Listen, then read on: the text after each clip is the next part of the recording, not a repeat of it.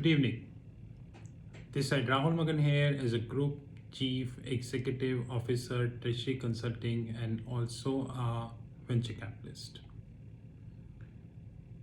As we speak, Treasury Consulting Group is a multinational headquartered group based out India, Singapore, and Hong Kong.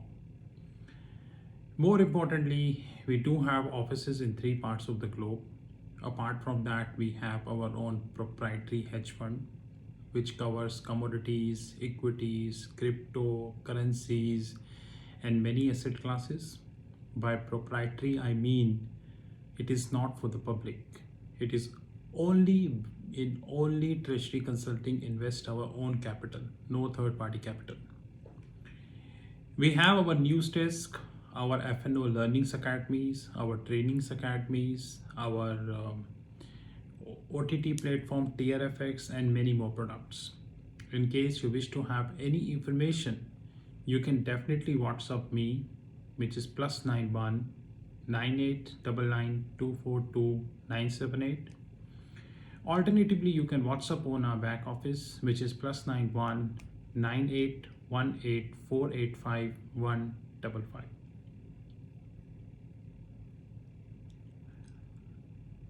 Too big to fail. This theory came in 2008 when top banks like Bear Stearns, Lehman Brothers, AIG, and many top banks collapsed. And many who saved, they were on the verge of collapse. Example, Citibank. I remember I was in HCL Technologies treasury function at that point of time when the collapse happens, and we got a message from one banker on my personal message, which is that Citibank share price reached $1.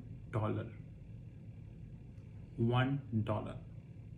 And I'm sure that at that point of time, the wealthiest investors in United States, without quoting the name, they definitely had taken a big positions, because who not love to buy Citibank at $1? But at that point of time, United States was having an open media. Even today, United States having an open media. That is why in a very recent visit of Prime Minister Modi, Biden made a claim that Indian media is very silent. And later on, the people investigated this comment, and they got to know that the Biden was actually criticizing the Indian media rather praising the Indian media, because even Trump found difficult handling the US media. US media is still very open, and I have seen several live debates where US media can reach till any level. Of course, there are few paid people we have in US media, there is no doubt about that. But more or less, US media is open as we speak, and no words about Indian media. Evergrande defaulted around 2 to 3 weeks ago. I'm sorry, I'm using a word defaulted. I mean to say that more or less on the verge of default. It was China, or it is China, who immediately pumped around 17 billion US dollar. You heard me right, 17 billion US dollars into the system, and somehow saved the financial system from crashed. Had it been other country, then pumping 17 billion US dollar in less than 1 day is almost next to impossible for that country. But the paid, sold, and corrupt media of India not raised a very pertinent point, which I am going to be raising in this video. You know that Treasury Consulting always covers something which most of the people do not cover. And we hardly bother about the views, the counts, the total subscribers and all. This is something which is silly. We don't bother about that. So first, let me have an article which is in the Bloomberg. Tens of thousands of Chinese households that bought high yield investment risk being sucked into the spectacular unraveling of the Chinese Evergrande Group. after the embattled developer missed payment on funds sold through shadow banks, which have funneled billions into the construction project. So basically, in short, Evergrande has raised the high yield bonds. Now, what the hell is high yield bonds? Now, high yield bond means, so example, if today Apple raise a bond, Apple get at a very throwaway price. Hey guys, it's a company which is sitting on $250 billion of cash. And even if they're going to be raising $5 billion worth of bond, people would be ready to invest in Apple less than 1% of the yield because the risk is AAA. It's really a AAA rated company. $250 billion worth of free cash in the books. But what would if ExxonMobil would be raising that money? Of course, ExxonMobil also having a spectacular record in petrochemical business, but they are not that cash rich which Apple is. They hold the debt in the books. We know that petrochemical business is a very volatile business. We know that the world is moving towards gas, which may have impact on the petrochemical business revenue and so on and so forth. So ExxonMobil will not get the price which Apple would get. And what would a company, without quoting the name, who is on the verge of default, if they would raise the money, then they get a very high price. Now, there is a category of investors we have in the world who are called junk investors. In our balance, we call them junk investors. Junk investors invest in these bonds without having a fear of losing the principal. In 2008, when the mortgage crisis has had happened, the junk investors started crying on social media, which is irrespective of knowing that they invested in our riskiest product, which is called subprime mortgage, which created a panic in the market because no one having a knowledge, no one criticized these people that now you are panicking when you not had any panic when you invested your money in a riskiest product. So what happened? These junk investors deliberately invest in a riskiest product. They knew that they are investing in a riskiest product. And then when it defaults, they create panic. And people follow this panic, which in turn creates a bubble. If I look at this from an Evergrande angle, the similar thing which is happening in India also. There I have seen at least 3 to 4 cases in the last 1 month when, without quoting the name, non-banking financial corporations and other companies raised a tremendous amount of money at a rate which is nothing but non-investment grade. Now, non-investment grade rate, what is that? As we speak, if I need to raise the money, even if my credit spread, which is known as quality spread differential, by the way, is 100 bips, then I get call market plus 100 bips, which is around 4.5%. I get it. Not a bad thing. If any NBFC or any real estate company raising a non-convertible debentures and investing and giving you 9%, 9.5%, then it is non-investment grade because the market is at 3.5 to 4%. And somebody is giving you 9.5%, which means a spread of more than 5%. But people invest. And when these companies collapse, they cry. Example, Yes Bank 81.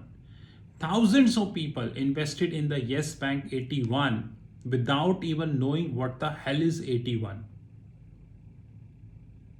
How these bonds are priced in the books and so on and so forth. But they invested. End result, of course, the regulator cannot run away from his responsibility. It was a regulatory failure. But when regulator allowed to phase out these bonds, then these people lost it. Simply lost it. So guys, remember that there are many non-banking financial corporations, many companies, those who are raising debt at a very high rate. If you compare the rate with the call money market and maybe even add 100 bips of spread, which is 1%, you will see there is a substantial difference between the rates which they are offering and the market rate. Henceforth, it is non-investment grade. I'm not quoting any specific name, you know which company I'm talking it about. So if you are thinking that Evergrande is the only issue we have in the world, then you are forgetting that India having many Evergrande. There are many, you know what the biggest problem with the Evergrande, if you have looked at the balance sheet of the Evergrande, they priced their inventories. Now, if you're a real estate player, what your inventory is nothing but the home you made, but not yet sold. More than $200 billion worth of inventory is lying in the books of Evergrande. And one thing which even international media not talked about, do these inventories actually value $200 billion? Had it been, just use your mind, just use your mind. If my inventory is valued $200 billion and my long-term debt is $200 billion and I'm on the verge of default, as a CFO of the company, I love to sell my inventory at 30% haircut, which means at the price of 100 Chinese yuan is 70, and I get the money very easily. But the company himself aware that I'm valuing at $210 billion, but the real valuation is at throwaway prices. Have you ever seen the inventory in the books of Indian real estate companies? I've seen many real estate companies and the inventory valuation which they are carrying. Keeping the job losses, income levels, job cuts, zero appraisals, corona, inflation, I doubt whether these companies would be able to sold their inventories. But this is India, where Zomato get the IPO approval, Oyo is putting for IPO approval, Devnani International raised the money even after last 3 years in losses, Barbecue Nation having a huge debt but still raised the money and then again raised the money. Well, this is India. No one bothers about these inventories in the books of real estate companies until these real estate companies comes in public and themselves say that we collapsed. So if you're thinking that Evergrande was an exceptional thing, then it is a tip of an iceberg. An iceberg is not about China, it's about India also. It's about United States also. Singapore also. So dear investors, when you are investing in a high yield asset, remember that you are a junk investor. And when you are investing in a high yield asset and the principal lost, you have no right to cry. And very soon you will remember what I'm saying, because very soon the same thing would get happen to you. I'm not telling you the reasons, but very soon you get to know. The people who forecast, they are always criticized. But when the same event happened, people remember them. The asset valuation in India is going to have at least 15-20% correction. Of course, India is a highly operator-driven market. A loss-making high debt company PVR is at 1600. 29,000 crores worth of debt in the book of Indigo, it is near about 1800. INX, INOX, and I can give you many stocks, those who available at the throwaway prices. But you know where they are. So India is a highly operator-driven market, but remember that even in the operator-driven markets, you have fundamentals, and fundamentals come, and when they come, no one can stop them. So relax guys, be careful what I'm telling to you.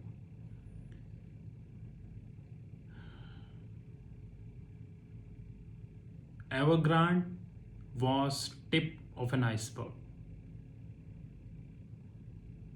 Just like in 2008, 2006, 2007, there were several warnings given in the market.